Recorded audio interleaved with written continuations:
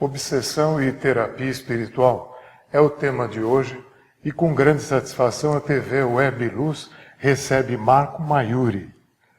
Marco, nós perguntamos a você, o que é obsessão?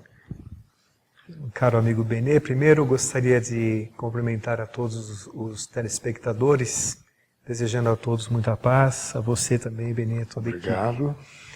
Obsessões, do ponto de vista espírita, é um tema bastante amplo, bastante complexo e muito interessante, porque envolve realmente um lado espiritual muito necessário que haja o conhecimento através da doutrina espírita. Allan Kardec conceituou o tema obsessão como sendo a influência de um espírito sobre um encarnado. Então, ele classificou as obsessões da seguinte forma. Existem aquelas obsessões simples, que são frutos de uma pequena invigilância, obsessões chamadas passageiras, pela queda de padrão vibratório do encarnado. Existem as obsessões chamadas fascinação, que são aquelas obsessões muito atreladas ao fanatismo, onde o indivíduo perde o discernimento, o senso de julgamento. Esse tipo de obsessão é muito observado também na prática mediúnica. Tão importante é esse fato das obsessões na mediunidade, que Allan Kardec dedicou um capítulo especial no Livro dos Médiuns a respeito das obsessões na mediunidade. E o terceiro tipo é o chamado subjugação ou possessão, subjugação, o nome mais correto, não é? Que pode se manifestar em duas vertentes. Ou o indivíduo subjugado tem efeitos físicos, não é? Ou ele adoece, ou tem efeitos morais, que o indivíduo assume a postura moral do espírito que o está obsidiando. Então, sem dúvida nenhuma, nós temos uma gama enorme de assuntos a falar a respeito das obsessões. É interessante porque a ciência, assim como o espiritismo, né, vê a obsessão como uma enfermidade. Né? A única diferença que aparece, fica ali bem, que talvez mostre assim, uma divisão, né, sobre o tema, que caracteriza a posição de um e de outro, sim, é que a ciência procura tratar o físico, né? Exatamente. A obsessão mais difícil realmente é a subjugação, sabe, Benê? E a gente sempre recomenda que as pessoas subjugadas façam dos dois tipos de tratamento, tanto o físico, o médico, o clínico, quanto o ponto de vista espiritual também. Exatamente, espiritual. Então é sobre isso, exatamente. Quando você falou em subjugação, eu posso adiantar aqui, né? É o tipo mais grave. Então. É o tipo mais grave. Nos sanatórios, nas ruas, nós vemos muitos subjugados, né? A pessoa que realmente tem uma imantação completa de seu perispírito, não é? Porque nós sabemos que o efeito das obsessões em relação à mediunidade são muito parecidos. Ambos têm um deslocamento parcial do perispírito e por imantação, por indução do pensamento, não é? Os espíritos obsessores conseguem influenciar. No caso da subjugação, existe um deslocamento completo do perispírito, onde o indivíduo perde um pouco o seu centro, ele deixa o seu eu de lado praticamente, e quem assume as rédeas é aquele espírito que está obsidiando. Então é realmente muito difícil e tem que ser tratado das duas formas. Né? E as consequências disso são bastante tristes, né? Tristes, muito tristes. Alguns casos até de suicídio são decorrentes. Muitos. Realmente o suicídio ele é uma das causas do suicídio, além da própria decisão da pessoa, da tendência reencarnatória dela a cometer esse ato, a baixa autoestima que já vem muitas vezes de outras existências, né? Além disso, tem o incentivo também espiritual de espíritos que são contrários a ela, incentivam realmente essa postura. Assim como também nas viciações, sabe, Benê?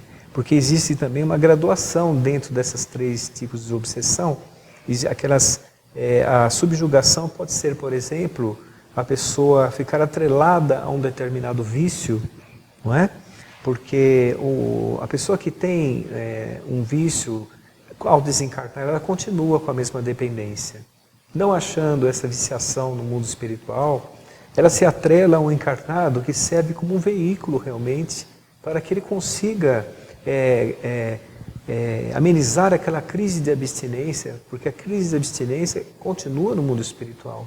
As necessidades do espírito continuam, não é? E lá ele não encontrando, então ele se vincula a uma pessoa aqui da Terra para poder nutrir esse vício. Suga o teor fluídico de determinado vício, uma das razões pelo qual é tão difícil a pessoa se libertar de uma viciação. Tem a parte da química cerebral e tem a parte espiritual também. Isso é muito interessante, porque às vezes, lamentavelmente, algumas pessoas acham que ao passar estamos falando aqui de terapia espiritual. Sim. E as pessoas podem achar que simplesmente o tratamento numa casa espírita pode dispensar o tratamento clínico. E não pode. Realmente, a proposta da doutrina espírita, não só com relação às obsessões, mas como todos os conflitos do ser humano, as angústias, os medos, os anseios perturbadores, muitas vezes, né? Todos as necessidades do ser humano podem ser resolvidos com essa proposta espírita, que é a proposta, primeiro, do autoconhecimento, depois do entendimento, não é? A pessoa entender que existe uma lei de causa e efeito, que nós somos ontem o resultado do nosso ontem e seremos amanhã o que plantarmos hoje. E que somos cercados de um mundo vibratório, estamos todos num oceano vibratório. Quando o indivíduo muda sua postura mental, muda realmente as suas condutas, o seu pensamento, os seus sentimentos, e coloca no lugar desses sentimentos, os sentimentos nobres, ele cria em torno de si uma psicosfera positiva que faz com que os benfeitores espirituais se aproximem e possam inspirá-lo a sair de determinado vício. Então, a terapia espírita é um convite para a modificação do ser, não é? Sabendo que na Terra a medicina, os medicamentos que existem, as terapias que existem, são também originárias da providência divina. Existem aqui na Terra para o progresso da humanidade e devem também ser usadas, né? Muito bem. Agora, nós estamos falando aí da origem, né, da obsessão, melhor dizendo, né? Você poderia discorrer um pouquinho mais sobre isso para a gente poder aclarar mais assim o nosso raciocínio? Sem dúvida. As obsessões nada mais são do que a atuação de espíritos que estão equivocados, né? Quando se fala de obsessor, muitas pessoas pensam que são espíritos necessariamente perversos, e na verdade não são, né? Existem, por exemplo, aqueles espíritos que estão revoltados por terem desencarnado, ou apegados a alguma coisa aqui da Terra, ou com medo, não é? Com aflição, com medo. E nós sabemos que todo pensamento que não é trabalhado, não é? Ele gera uma obsessão, porque não existe somente obsessão de espíritos desencarnados para encarnados. Existem também obsessões de encarnados para desencarnados, de desencarnados para desencarnados, não é? E de encarnados para encarnados também, não é? Tudo nós somos o que nós pensamos, não é? Então as obsessões nada mais são do que as manifestações dos espíritos desvestidos da matéria, que continuam, né, na vida maior com os seus apegos, com os seus melindres, com as suas manias, e que necessitam trabalhar para se recuperarem também, né? Nada diferente do que se observa no mundo material. Né? Nada diferente, né? Nada diferente. Então, realmente, no caso das outras obsessões, por exemplo, na fascinação, que é muito atrelada à mediunidade, é aquela questão do médium vigiar-se muito, estudar, não é? E praticar a mediunidade desinteressadamente, com o intuito de progredir e intuito de atender o próximo também. Marco, como trabalhador numa casa espírita, eu tenho observado, com certeza, casos evidentes, né, de que o processo de cura foi eficaz, né? no caso das obsessões, né? Sem dúvida, porque existe na casa espírita algo muito importante, importantíssimo mesmo, uma verdadeira oficina de trabalho, que são as reuniões de desobsessão, não é? As reuniões de desobsessão são reuniões feitas com um grupo de médiuns um pouco mais experientes da casa. É um trabalho mais fechado, né? Mas que é de fundamental importância para o tratamento das obsessões, né? Aqueles médiuns que participam da desobsessão têm que ser médiuns já com conhecimento doutrinário, que têm uma responsabilidade do servir, que sabem realmente tudo que aquilo envolve, né? Porque nós sabemos que o trabalho de desobsessão não é somente aquela manifestação que ocorre ali na reunião. As equipes socorristas vão aos umbrais e mesmo aqui na crosta, retiram com muito sacrifício, muitas vezes, aqueles espíritos que estão ali necessitando se comunicarem com alguém encarnado. Porque existem alguns determinados graus de obsessão, de perturbação, que os mesmos desencarnados não conseguem enxergar os outros espíritos. Eles necessitam conversar com o encarnado. Então, os benfeitores espirituais, os socorristas, equipes muito grandes de socorristas, às vezes fazem um trabalho de anos, de meses, anos, para tentar convencer algum irmão nosso, porque são irmãos nossos, né? São pessoas que estão somente em engano, coisa que nós, sem dúvida nenhuma, um dia já estivemos, não é? Eles os envolvem num halo magnético que restringe um pouco seus movimentos, suas manifestações, e trazem-no até a reunião de desobsessão. Por isso a importância da responsabilidade, né? Algumas reuniões de desobsessão nós observamos que os comunicantes falam que estão se sentindo um pouco presos, um pouco amarrados, né? Quem participa da desobsessão sabe disso. É justamente esse halo magnético que restringe os seus movimentos, as suas ações. E eles conversam com a pessoa designada a ser o doutrinador, para que esclareça, muitas vezes, que ele está desencarnado, ou que ele não deve permanecer na vingança, no ódio, que ele tem que enxergar a vida de uma outra forma. E ele conversando com aquela pessoa nova para ele, ele vai aos poucos se conscientizando. Alguns são socorridos ali mesmo, outros retornam várias vezes às reuniões, né? Como os frequentadores encarnados das casas espíritas, a mesma coisa, né? E muitas vezes conseguem ser resgatados e prosseguem a vida de uma forma mais correta, né? No caso dos obsidiados aqui da Terra, os encarnados, a proposta espírita é a terapia do amor, é a terapia do perdão. Quando nós colocarmos o amor e o perdão e o senso comum da fraternidade, nós nos conscientizarmos realmente da fraternidade da nossa existência, nós estaremos quase que nos auto-desobsidiando, não é? Porque nós não geraremos um campo próprio para a manifestação da perturbação espiritual. Então poderíamos dizer que nós somos os agenciadores dos nossos próprios obsessores. Que existe um obsessor que este sim precisa ser dominado dentro de nós, que se chama gênio. E este sim. E este precisa ser doutrinado todos os dias, para que os amigos equivocados não se aproximem. E é interessante essa observação sua, porque leva imediatamente à pergunta, né?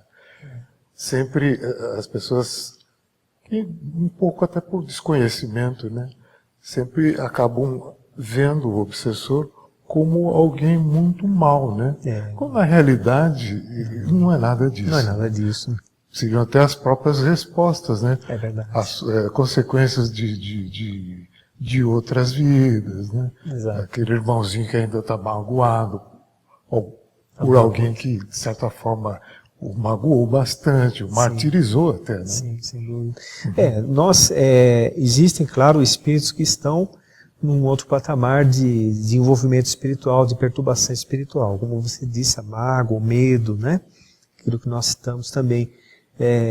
Não sabem que desencarnaram, porque tem muitos que vão nas reuniões de obsessão que não sabem que estão desencarnados, né? E são ali orientados. Às vezes desencarnou de um acidente, de repente, de alguma forma, né? E são levados às casas para serem ajudados. Mas é claro que existem, assim como na Terra, existem também os espíritos perversos, né? Existem aqueles espíritos que perseguem, aqueles espíritos que têm o coração endurecido ainda. Também existem, não é? Existem vários tipos, para cada tipo de perturbação, a espiritualidade tem um tipo de tratamento próprio, não é? E eles são tratados com muito amor, com muito carinho. Então, seria talvez mais assim apropriado, né? Não digo de uma forma eufemística, né? Mas dizer assim, se referir a esses nossos irmãos do outro lado como espíritos sofredores, né? Sofredores. Isso ocorre dos dois lados, dos dois né? lados. Tanto aqui, no exatamente. material. Todas as dores do ser humano, nós é que causamos, né? E no mundo espiritual é a mesma coisa, não é? Quando eles se conscientizam disso, é uma grande porta de libertação para eles e para nós também, né? Então nós sempre comentamos que a pessoa obsidiada, ela tem que adotar uma postura de mudança de vida, não é? Melhorar o seu padrão de pensamento. Nós só conseguiremos ter uma nova vida quando tivermos novos pensamentos, pensamentos diferentes daqueles que tínhamos, que muitas vezes estão vinculados ao rancor, à vaidade, ao preconceito, à agressividade, não é? Que são sentimentos que atrapalham a vida do ser humano. Quando ela muda essa postura para uns sentimentos mais nobres, ele, sem dúvida nenhuma, tem uma nova vida. Né? Sentimentos mais nobres. É algo interessante a gente falar exatamente isso. Porque às vezes nem sempre a razão dos nossos males está na ação do obsessor, né? Nem sempre. Se a gente observar a vida que a gente leva hoje, tudo concorrendo, não estou criticando o progresso, mas como a gente conviver com tanta diversidade que impele às vezes a gente para uma vida mais voltada para si próprio, né? Presos a um consumismo desenfreado e tal, né? É verdade. E consumir é bom, porque o consumo, né, realmente gera riquezas, né? Mas em cima de algo que redunda em nosso próprio benefício e de todos aqueles que nos cercam, né? Você tem razão, Benê. Eu sempre me lembro daquela frase de Jesus que diz assim: esteja no mundo sem ser do mundo. Não é?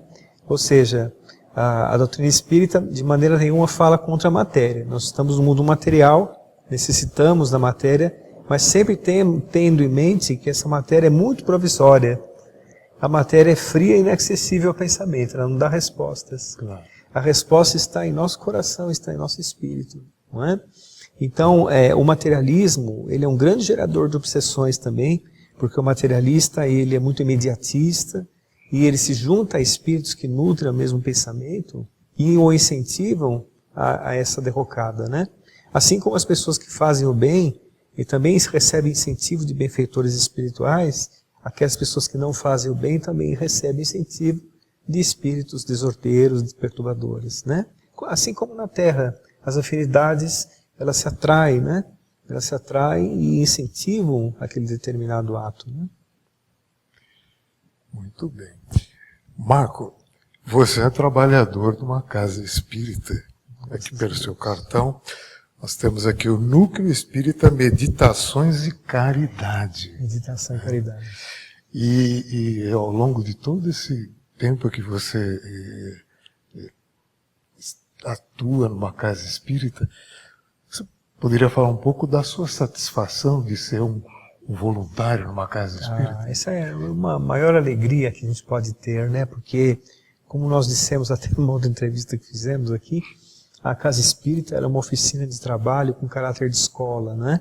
É lá que realmente a gente desenvolve o potencial espiritual, antecipa um pouco os favores da vida espiritual, né? E nessa própria vida aqui que nós estamos. E para nós é uma satisfação muito grande, né? Uma satisfação muito grande. E a nossa satisfação foi maior em recebê-lo. A alegria foi toda minha. E tê-lo conosco mais uma vez. A TV Web Luz agradece a presença do nosso irmão aqui, Marco Mayuri, né? E para você que nos acompanhou até este momento, até breve.